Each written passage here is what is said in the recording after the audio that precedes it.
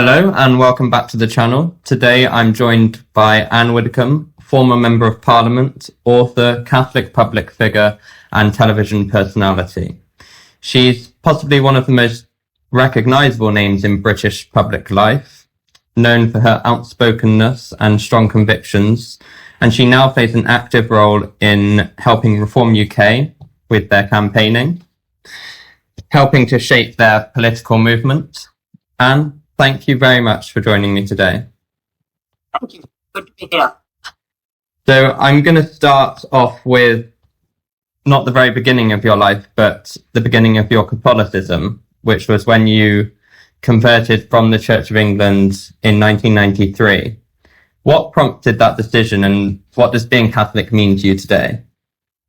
I think that the very last straw in a huge bundle of straw was in 1992, when the Anglican Church decided that women could be ordained as priests.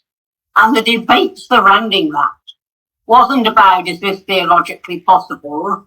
The debate surrounding that was, if we don't do this, we're not going to be able to appeal to the outside world. And that seemed to me to be the culmination of a trend in the Church of England, which had been going on since the 1960s. And I mean, I left in 1992. And since the 1960s, there had been this very gradual sacrifice of faith to fashion, creed to compromise, whereby even bishops sometimes, query basic Christian teaching. And I was very, very disillusioned with it. But as I say, the final straw was the debate that surrounded the ordination of women. Now, people sometimes say to me, supposing, the Anglican Church hadn't ordained women, would I now still be an Anglican? And I think the answer is no, because the bundle of straw was already too large. Mm-hmm. And do you feel that now that we have the first female Archbishop of Canterbury, more people like yourself will come to convert to Catholicism? I don't think the impact is going to be anything as large as the impact was when they decided to ordain women. At that time, some 300 plus, I think it was 348 priests left the Church of England, 5 bishops left, 1 member of the royal family left, 20,000 odd laity left. So it was massive, but that was because it was entirely new. Since then, we've had the consecration of women bishops, and so therefore it was only a fairly small step to consecrating a woman Archbishop of Canterbury. So I think, therefore, that people who were already unsettled by it would already have gone, if that was the route they were going to take. I don't think there'll be any massive upheaval, because this was so predictable and indeed widely predicted. Okay. Now, I'm going to move a little bit away to how this plays into your political life. And I know you're now involved with Reform UK, but since stepping back, at least from your role as an MP, how did your faith evolve? Did it change, or did it become more or less significant in your daily life? No, I don't think anything changed when I ceased to be an MP. The only thing that changed was I was no longer an MP. Nothing else of any very fundamental nature changed. And certainly faith always informs the decisions that you take. It would be very odd if it didn't. But that is so whether I'm in political life or whether purely in private life. And I asked Sir Jacob Rees-Mogg a similar question about whether he ever felt he had to consciously withhold some of his Catholic beliefs when making political decisions or political statements in the Conservative Party. Do you feel that you were allowed to fully follow your Catholic faith? Yes, I think I was, and I think I did, for the simple reason that certainly in the Conservative Party, less so in the other parties, but certainly in the Conservative Party, the big moral issues of the day, things like abortion, homosexual law, marriage law, capital punishment, hunting even. Those issues which were regarded as a matter of conscience, whether religious or not, were always a matter of a free vote. And whether you were the Prime Minister or the newest recruit to the backbenchers, you had an absolutely free vote. And I think that is crucial. And that was something the Conservative Party always practiced. We had free votes. And on these somewhat controversial issues, do you see there being any political movement back to how it was before abortion was so much liberalized in this country, in the way that America has moved, perhaps some would say, backwards?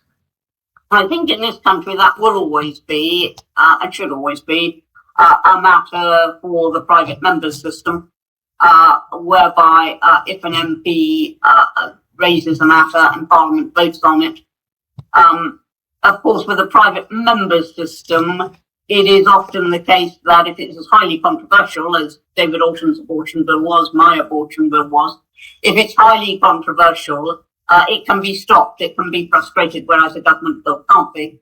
And then what generally happens is the government will take it on and either pass it or fail it as government legislation.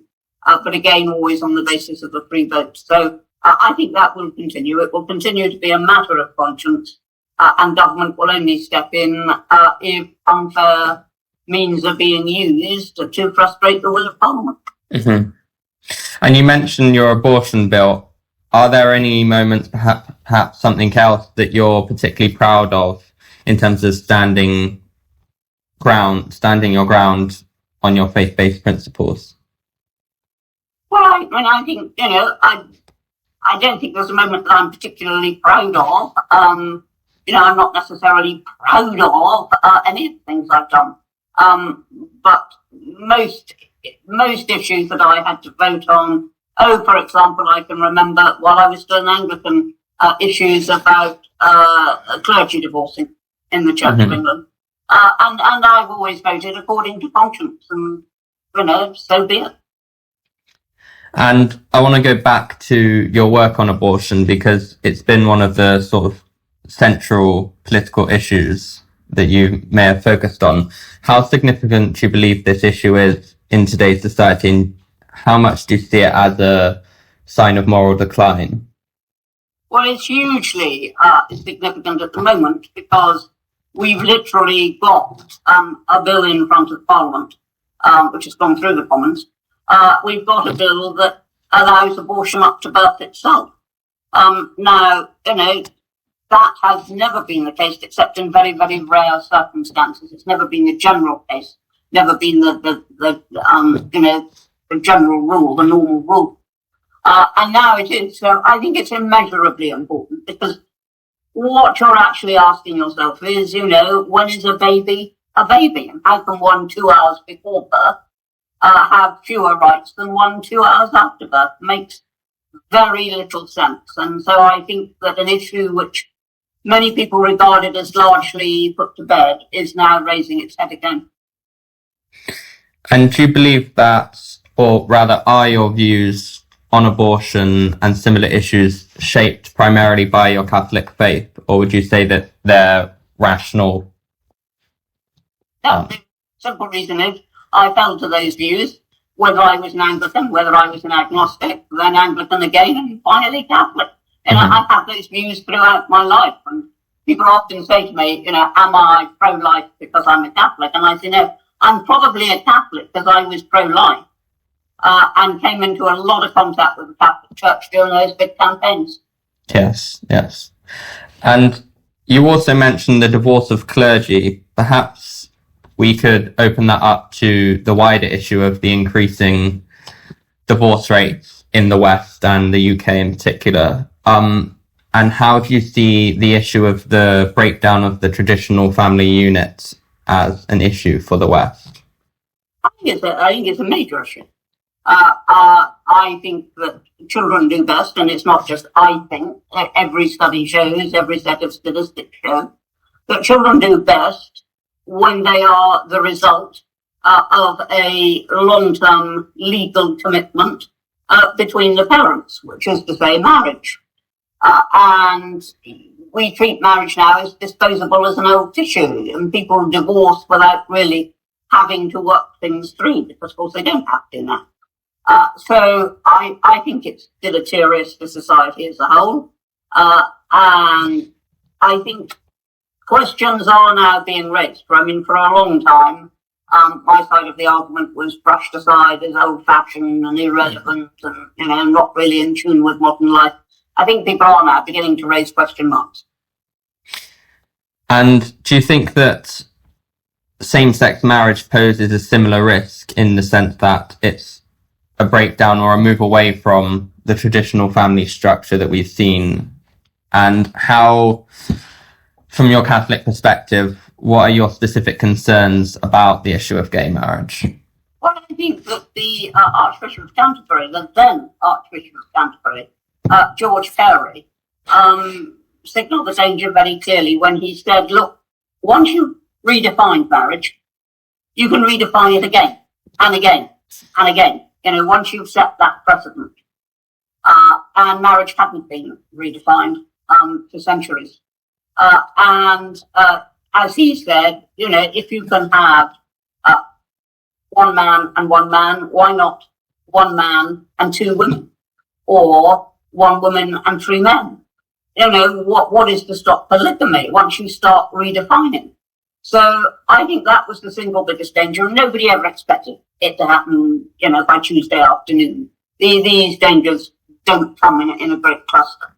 But we've redefined marriage. In other words, we've said, the old definition of marriage is dispensable.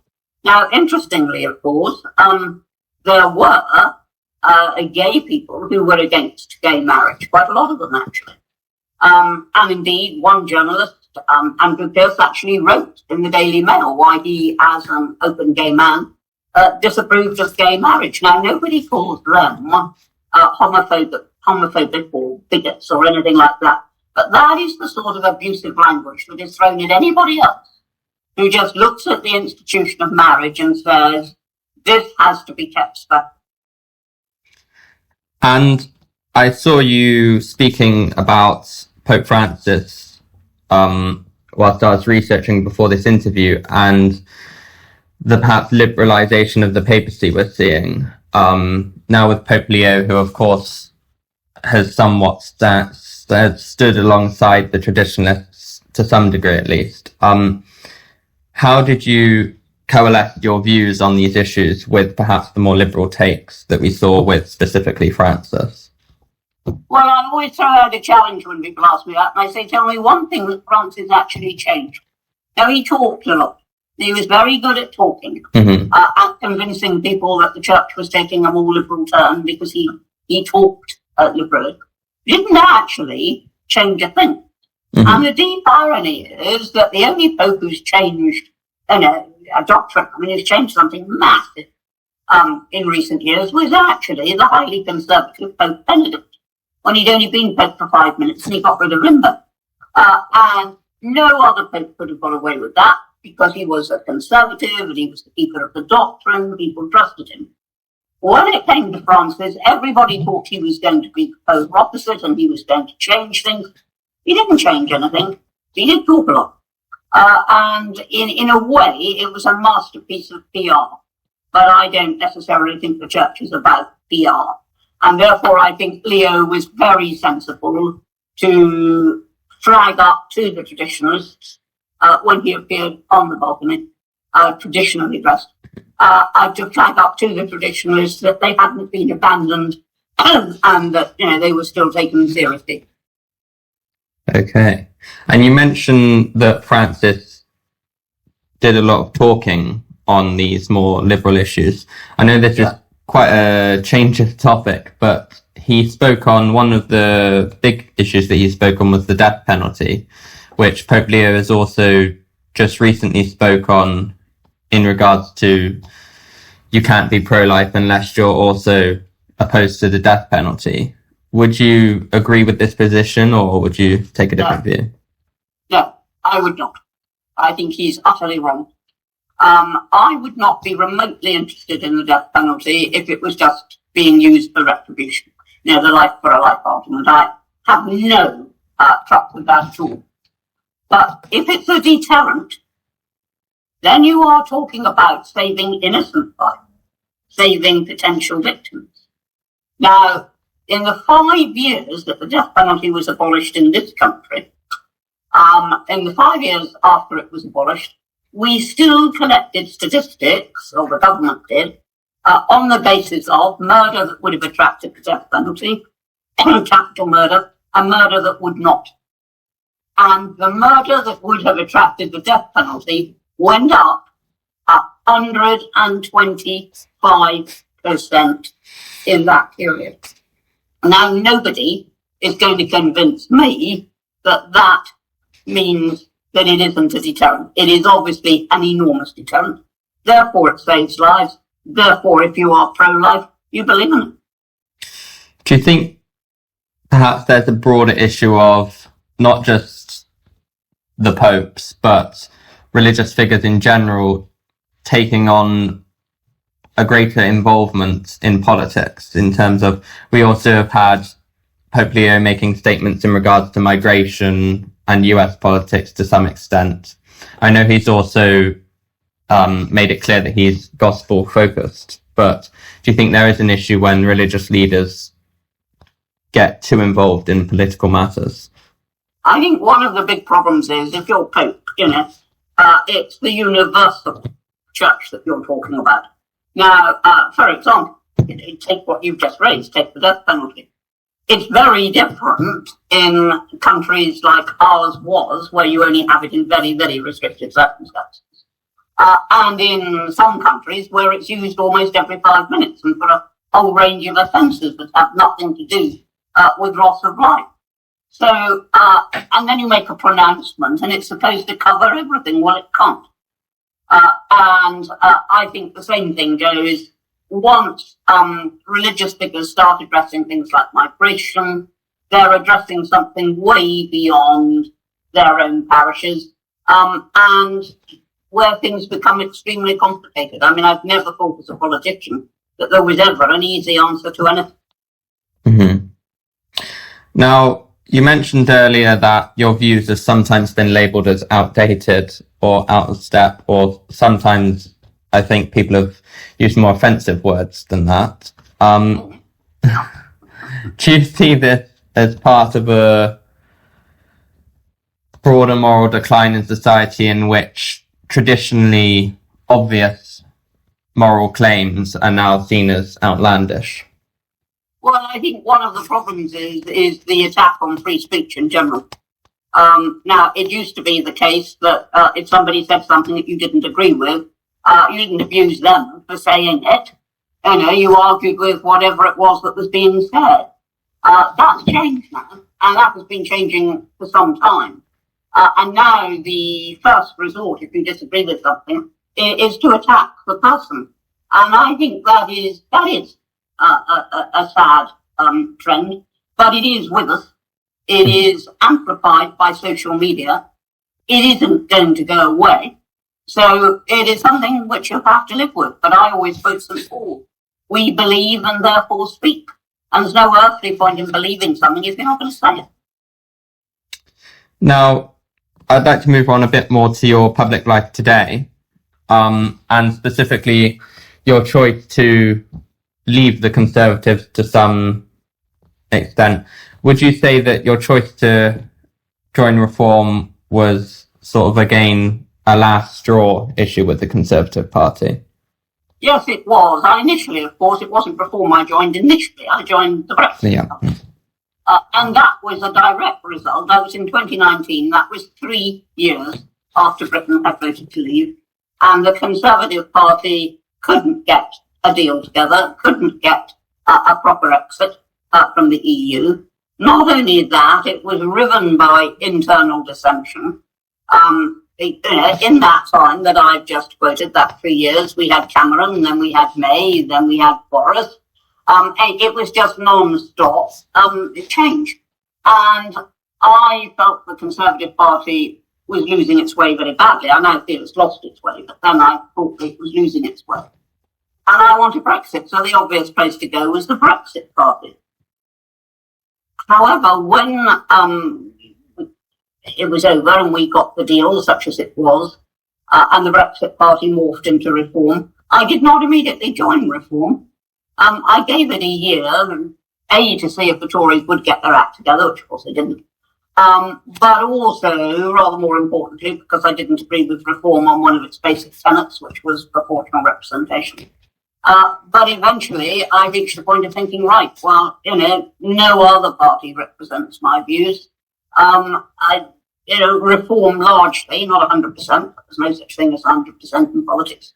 Reform largely does. And do you think that, we're seeing the polls recently in which Reform are excelling?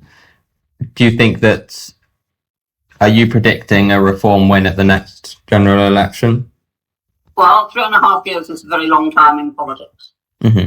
But certainly if there were a general election tomorrow, I've no doubt that Reform would win. And if we can do the things that we have to do between now and the general election, I think we'll keep on going, keep on prevailing.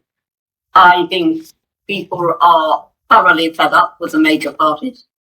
Labour has fallen into disfavour within about 5 minutes of taking office. Nobody has any time for the Tories.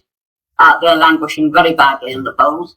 And I think the public is ready for one of those changes, which in this country takes place about every 100 years odd. And the last time was, of course, when the Labour Party emerged. And now Reform is emerging. And I think people are now willing to give us a chance. The big problem in the last general election, and I met it on doorstep after doorstep, was people saying to me, oh, we'd like to vote for you, but we don't really think you stand a chance. Well, now that we're winning by-elections and council elections, we've actually got 5 MPs. Now that we're moving and we're showing that, yes, we can win, that objection will fade away. And that's why I think it's very likely that we're going to be the government at the next general election. And you mentioned that, I suppose, the Conservative Party's inadequacy was the primary reason for your switch towards the Brexit Party and then Reform. Do you think that the Conservative Party's implementation of Brexit and the deal they got is an example of this inadequacy, or how do you view how Brexit has played out? Well, we didn't get a proper Brexit. We got a Brexit of sorts. And I would always say that was better than nothing. And we haven't actually got a proper Brexit.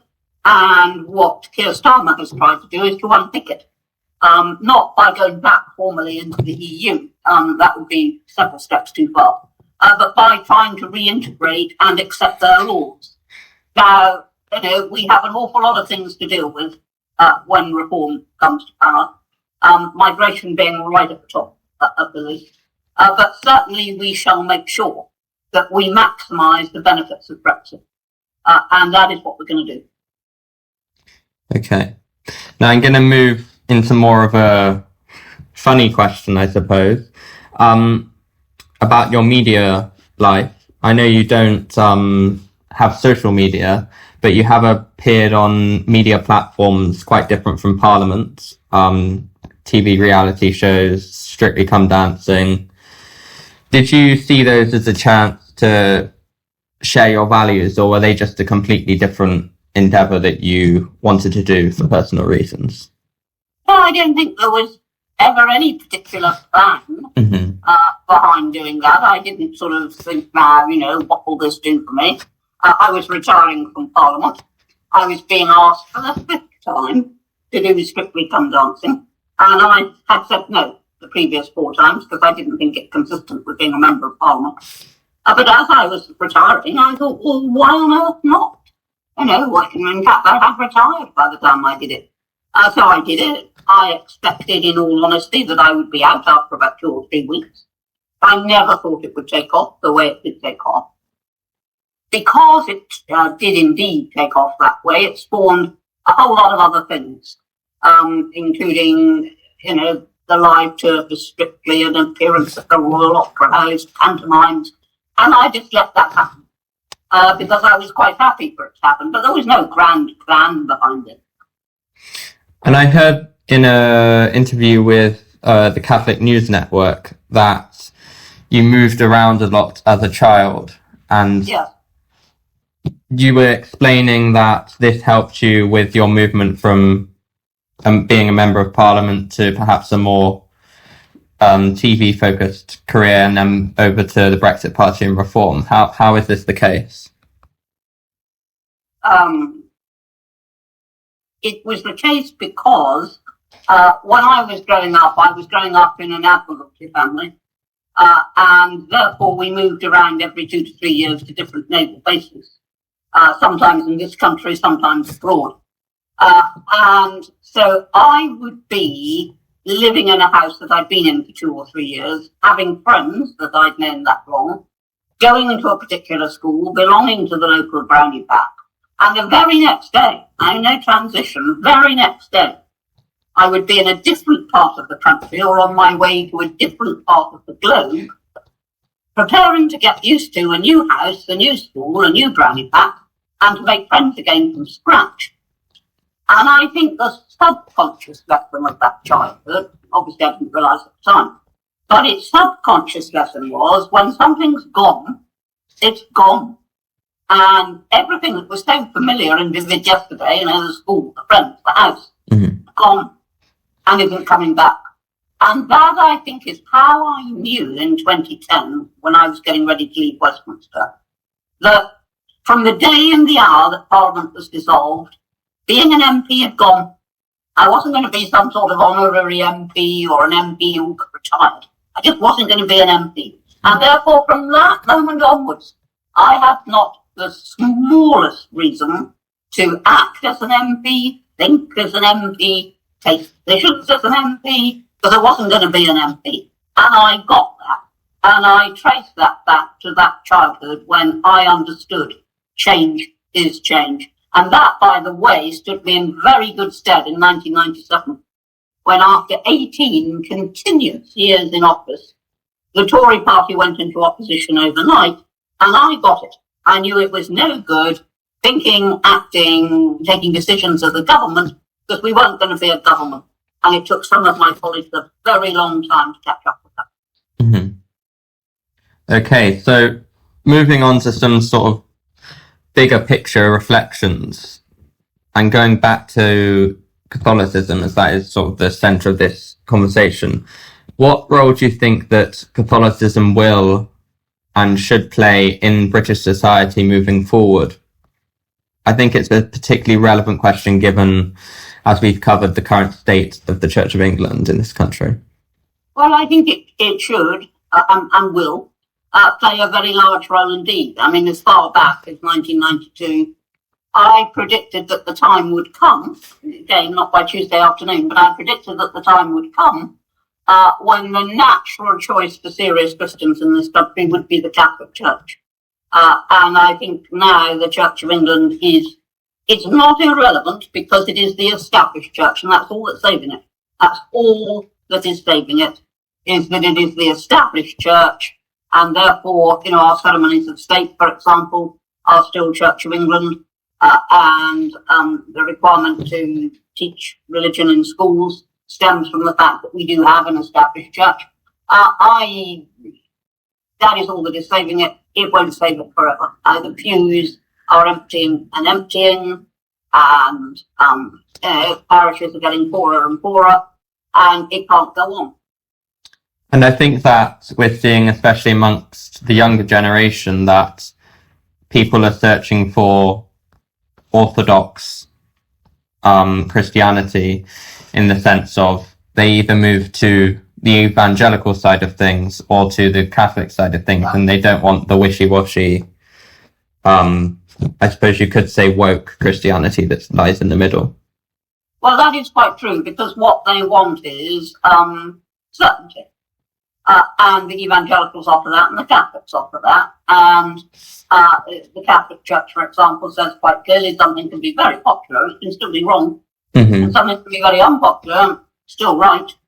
And the Catholic Church teaches what it believes regardless, and so do the evangelicals. And I think that has an immense appeal, because why would you want to join something that is all at 6s and 7s, doesn't really know what it believes, and doesn't much care what you believe? Yes, yes. So following on for this, do you still consider Britain to be a Christian country, or have we moved past that point because of the Church of England being our state religion? I think, sadly, we haven't been in any real a Christian country for a very long time. You've only got to look at the empty churches. But all our heritage is Christian. And indeed, I often wonder how anybody makes any sense of Shakespeare or Milton if they don't have some basic acquaintance with the Bible. So it is there woven into our heritage. But I think when it comes to, belief and Christianity governing our decisions, no, that's gone. That's gone. And we've seen I think we have seen, at least in the way that religious figures in the Catholic Church are talking, a certain degree of progression in terms of liberalisation. Do you think that the Catholic Church is strong enough to resist the kind of moral decline and doctrine compromisation that the Church of England has undergone? Well, if it isn't strong enough, then it will go the way the Church of England has gone. It's as simple as that. Mm-hmm. Do you think that that's possible, or would you like to say that? I think that we should bear in mind that the Catholic Church is, as I pointed out earlier, a universal church. It's not just all about Catholicism in England. And I think it will stay very, very strong for a very long time. Mm-hmm. Okay, well, I have a closing question, which I also asked Sir Jacob about.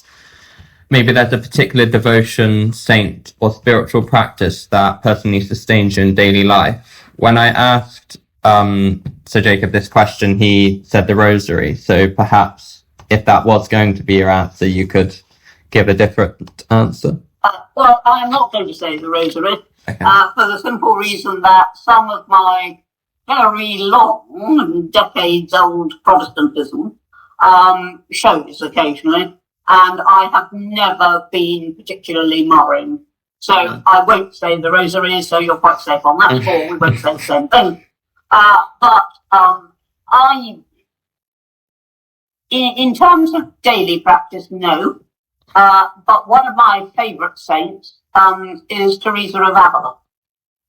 Because when she had a massive accident on some missionary journey, instead of saying, "I will be done," she said, "Oh God, if this is how you treat your friends, no wonder you have so few of them."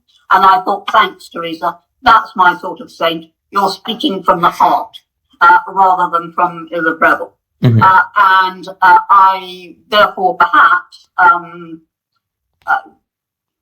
a little bit facetiously, like Teresa of Avila. Okay. Well, I'd like to thank you, and I think that's a good way to end. And thank you for coming on and being willing to have a talk about these things. Thank you. Thank you.